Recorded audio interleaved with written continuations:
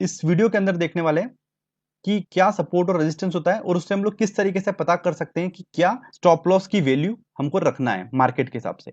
तो फ्रेंड्स, अगर हम लोगों को ये पता करना है कि इसका स्टॉप लॉस वैल्यू क्या है, कहाँ पर हम लोगों को स्टॉप लॉस लगाना चाहिए, किस पॉइंट पे एक्यूरेट स्टॉप लॉस वैल्यू होगी हमारी, तो हमको ये पता होना चाहिए कि सपोर्ट और रेजिस्टेंस क्या होते हैं और वो कहाँ पर हैं। अभी चार्ट के अंदर हमको देखना होता है कि सपोर्ट और रेजिस्टेंस क्या होता है।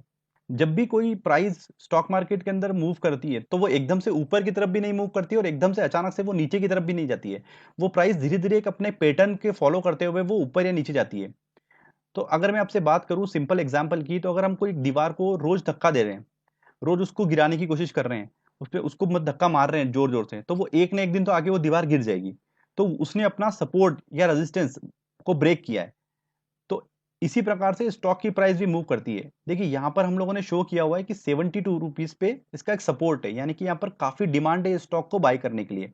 और 102 पे हम लोग दिखा रहे हैं कि एक रेजिस्टेंस है, एक रेजिस्टेंस लेवल है। यहाँ पर काफी ऐसे सेलर है जो इंटरेस्टेड है सेलिंग करने में।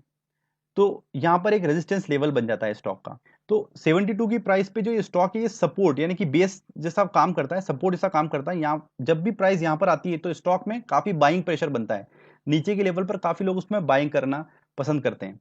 बट ये एक दो बार तीन बार सपोर्ट इस लेवल में बनेगा, जब अगली बार एक ने एक बार इस सपोर्ट लाइन पे दोबारा जब प्राइस आएगी तो वो इसको ब्रेकआउट कर देता है।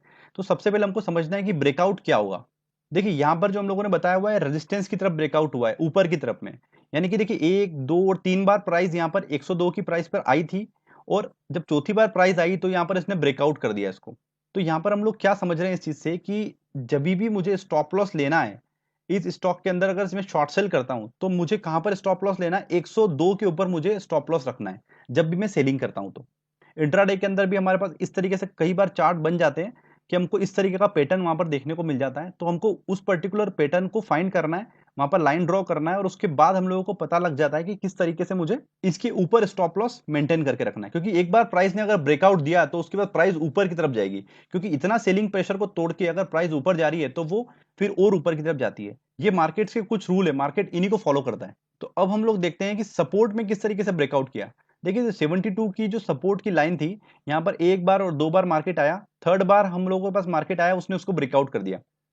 तो यहाँ पर अगर मैं हमेशा बाइंग कर रहा था तो बाइंग इस बात से कर रहा था कि मार्केट मैं हमेशा बाई कर लेता, 74 73 की प्राइस पे मैं बाई कर रहा था, 71 70 रुपीज का मैं स्टॉप लॉस मेंटेन कर रहा था कि प्राइस अगर इससे नीचे जाएगी तो फिर कंटिन्यूसली और नीचे जाएगी। बट यहाँ पर प्राइस फर्स्ट बार में तो नीचे नहीं गई, ऊपर गई, सेकेंड बार में भी प्राइस नीचे नहीं गई, ऊपर चली गई, और थर्ड बार अगर प्राइस आती है तो मैंने 74 72 के आसपास बाइंग करी थी, और प्राइस अगर नीचे जाती है तो मेरा स्टॉप लॉस हिट कर देगी यहाँ पर। तो मुझे स्टॉप लॉस कहाँ रखना है, सपोर्ट लाइन के नीचे रखना है।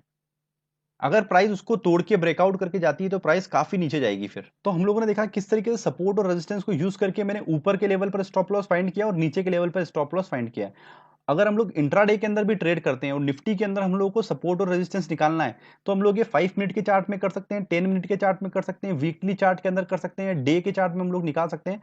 तो हम लोग को एक निकालने का तरीका मिला कि इसका रेजिस्टेंस कहाँ आएगा, इसका सपोर्ट कहाँ आएगा, उसके ऊपर नीचे हम लोगों को प्राइस जो है वो स्टॉप लॉस की मेंटेन रखनी है। और एंड में मैं आपसे यही बोलूंगा यहाँ पर कि अगर आप कोई भी कंपनी का स्टॉक या शेयर बाय करते हैं तो आप उसको सपोर्ट के पास बाय करें जब उसकी डिमांड हो।